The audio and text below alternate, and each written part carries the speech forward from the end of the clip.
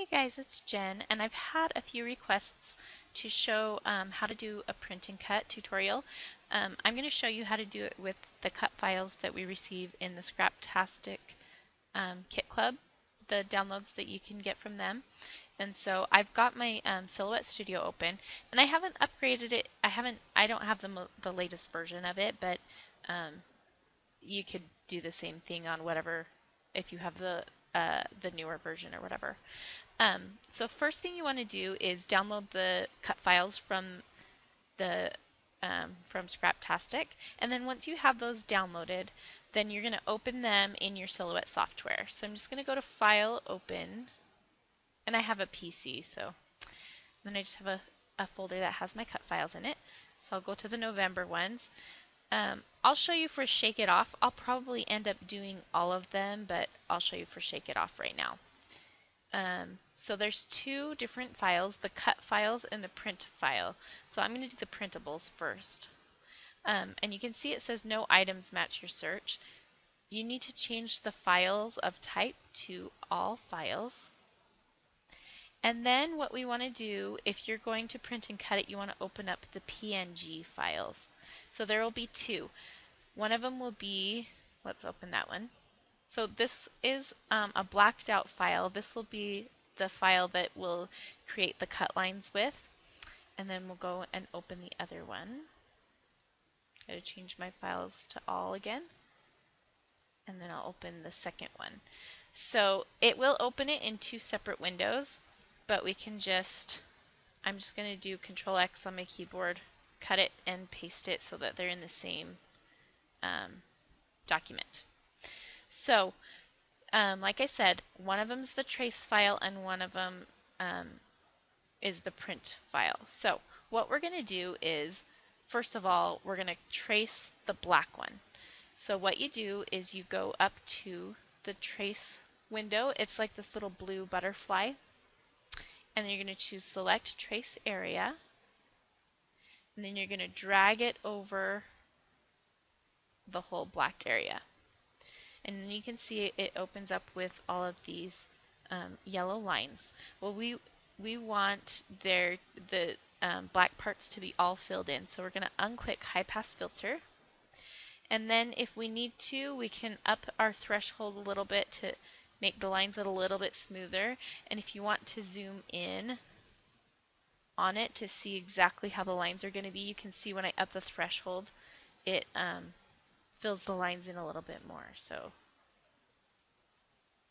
And that should be pretty good. So then I'm going to click on Trace, and then what I can do is move this black piece aside, and you can see I've got the cut file here.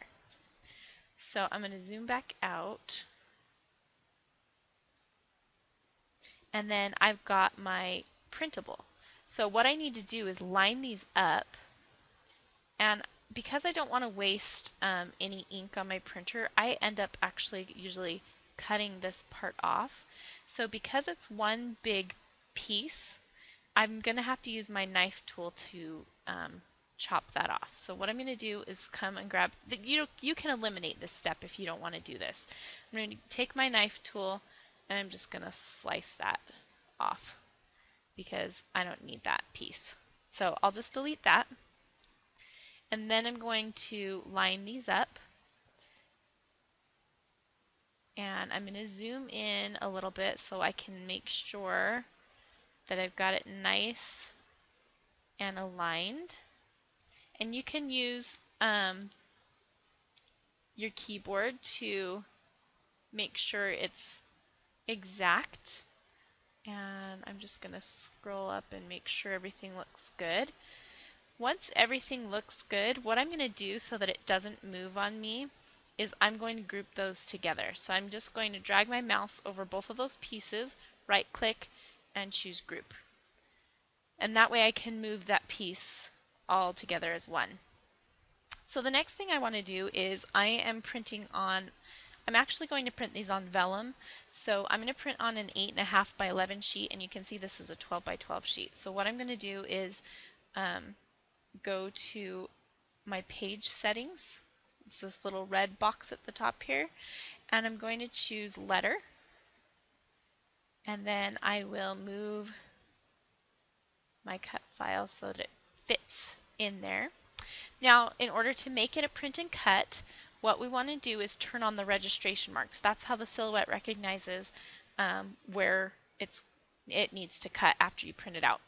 So I'm going to go to the registration marks window, and I'm going to click on Show Registration Marks. And you can see I've got these kind of like this gray grid and then these black marks all around the outsides. And what we want to make sure is that none of the parts that are printing or cutting are in that grayed out area or in the red, like outside of the red margin. So what I'm going to do is shrink those margins and spread them out as far as I can. So I'm just using the margins on where it says registration mark margins. I'm just going to make them all as small as I can. And then you can make the registration marks themselves a little bit smaller. Now, just keep in mind, the smaller that you make them, the harder it will be for the silhouette to recognize them. So I'm just going to make them small enough to where nothing gets cut off. But I'm going to make them as big as I can. See where now I've got this piece is touching. I can move it down just a tiny bit. And then everything is within the registration marks. So now I've got everything within those marks, and what I want to do next is go to File and Print. So I'm going to go ahead and print this out.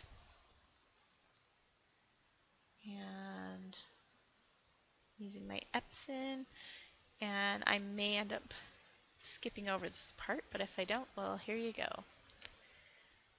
So since I'm printing on vellum, I'm trying to decide what settings to choose. I think I'll choose photo, and then I'll just have to let it dry. So click OK and print.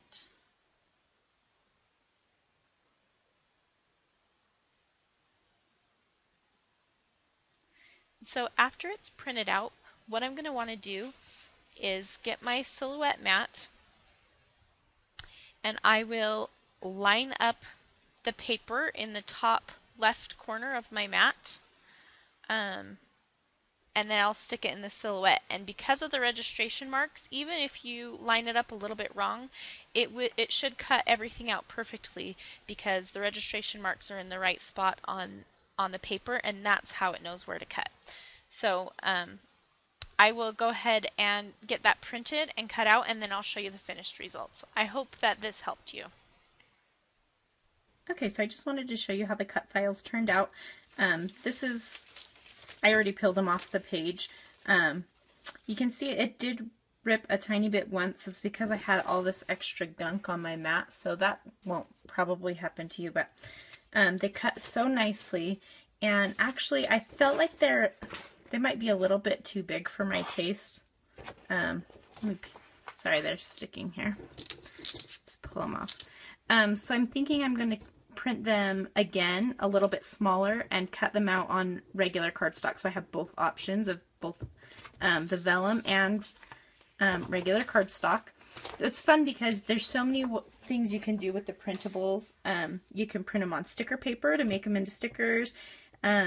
Silhouette also sells an adhesive backed canvas that you could use, and it is awesome. I've used it before.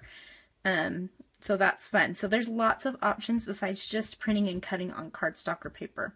But so here's what they end up looking like. So here's the green stripe, our story. And you can see it did a really good job cutting around the edges there. This little journaling tab. I don't know if you can see the lines on there. I love you. A little speech bubble with some lines on it. Best little moments. There are 3 labels that say chapter 1, 2, and 3. This is the one where I'll just have to trim off this little piece, but these are a little bit large for my taste, so that's part of the reason why I want to do them smaller. And don't mind the ink on my fingers. Sorry about that. Then there's 3 little tabs, first, second, and third. And this is just on cheap vellum that I got from Hobby Lobby. So these little circles, one with the deer horns and then a camera. A label with an sign and then one with an ampersand. A little circle with a star on the top. Do your thing. So this is one of the ones that is maybe not the best. I probably didn't line it up perfectly before I printed it, I'm guessing, but that's not a big deal to me. It's so minor. That star label and then the date one.